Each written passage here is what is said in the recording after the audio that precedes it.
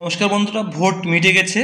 Lok Sabha vote মিটে গেছে এবং তৃণমূল সরকার এবার লোকসভা ভোটে ভালো একটি ফল করেছে। তো এবার ভোট মিটতে মুখ্যমন্ত্রীর ঘোষণা মতো আগে যেমন ঘোষণা করা হয়েছিল ভোটের আগে যে বাড়ি তৈরি করার টাকা, সেই টাকা দেওয়ার প্রক্রিয়া কিন্তু শুরু করা হয়েছে। প্রায় কতজন টাকা পাবে এবং কত লক্ষ টাকা পাবে সেটা কিন্তু আপনাদেরকে আগে কিন্তু বলা হয়েছে। এবার আমরা দেখে নেব। আড়াই মাসের বেশি সময় ধরে চলা 24শে লোকসভা নির্বাচন শেষ হয়েছে, উঠে গিয়েছে আদর্শ আচরণবিধি। এরপরেই এদিকে 100 দিনের কাজের বিকল্প কর্মশ্রী, অন্যদিকে আবাস যোজনার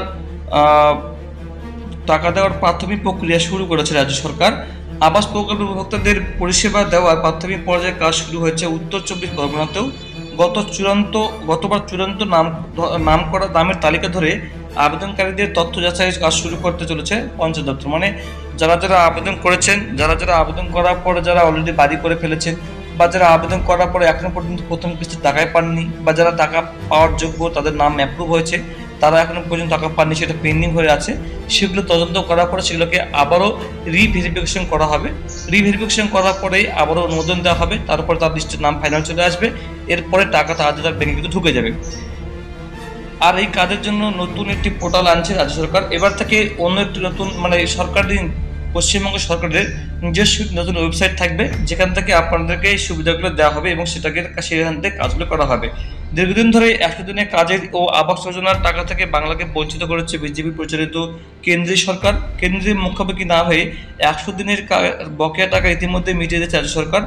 বাকি আবাসের টাকা পাকা বাড়ি তৈরি করে দেওয়ার আশ্বাস দিয়েছিলেন মুখ্যমন্ত্রী মমতা বন্দ্যোপাধ্যায়।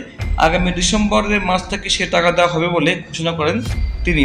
বলা হয়, যেভাবে 100 দিনের কাজের টাকা মানুষের কাছে পৌঁছে দেওয়া হয়েছে, সেভাবে পৌঁছে যাবে আবাসের টাকাও। এই প্রকল্পে উপভোক্তাদের কাছে টাকা পৌঁছে দেওয়ার জন্য একটি নতুন পোর্টাল চালু করতে চলেছে রাজ্য সরকার ও ব্যাংক। এবার বলছে সেখানে তোলা হবে সমস্ত উপভোক্তাদের নাম, ঠিকানা এবং ব্যাংকের তথ্য। জেলা প্রশাসন সূত্রে খবর জানা গেছে, 2022 সালের ডিসেম্বর মাসে উত্তর 24 পরগনা জেলার 55,000 উপভোক্তাকে বাড়ি তৈরির অর্থ দেওয়া হবে বলে জানানো হয়েছে এবং সম্মতি দিয়েছে অর্থ দপ্তর পঞ্চায়েতে। তার ভিত্তিতে তৈরি হয়েছে উপভোক্তাদের চয়ন তালিকা। কেন্দ্রীয় টিম দফায় দফায় এলাকায় এসে আবেদনকারীদের হাতে তথ্য যাচাই করেছে। তবে উপভোক্তাদের ব্যাংক অ্যাকাউন্টে টাকা পাঠানোর আগে ফের বর্তমান অবস্থা যাচাই করা হবে, কারণ শেষ যাচাইয়ের পর কেটে গিয়েছে প্রায় 2 বছর। সেই সময়কালে আবেদনকারীদের অবস্থার পরিবর্তন ঘটতে পারে, তাই সব দিক থেকে বিবেচনা হবে। আর সেই কারণে ডিসেম্বর মাসে বাড়ি তৈরির প্রথম কিস্তির টাকা ছাড়া হবে বলে জানিয়েছেন মুখ্যমন্ত্রী মমতা বন্দ্যোপাধ্যায়। উপভোক্তাদের নামের তালিকা রাজ্য সরকারের নতুন পোর্টালে তোলার প্রক্রিয়া প্রাথমিকভাবে শুরু হয়েছে। এ নিয়ে জেলা পরিষদের সভাধিপতি নারায়ণ গোস্বামী বলেন, কেন্দ্রীয় সরকার বাংলাকে মেরে ফেলার চেষ্টা করেছে।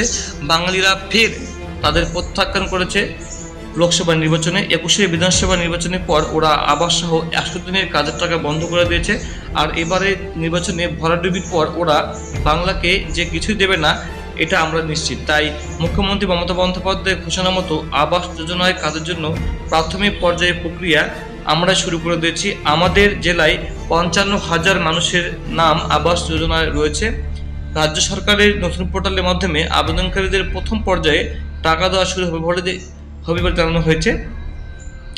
টাকা দেওয়া শুরু ডিসেম্বরের মধ্যেই, মানে এই 2024-এর ডিসেম্বরের মাসের মধ্যেই টাকা কিন্তু ব্যাংকে ঢোকা শুরু হয়ে যাবে। তো বন্ধুরা, যদি আপনার টাকা পাওয়ার যোগ্য হয়ে থাকেন, প্রায় 11 লক্ষেরও বেশি মানুষ টাকা পাবে।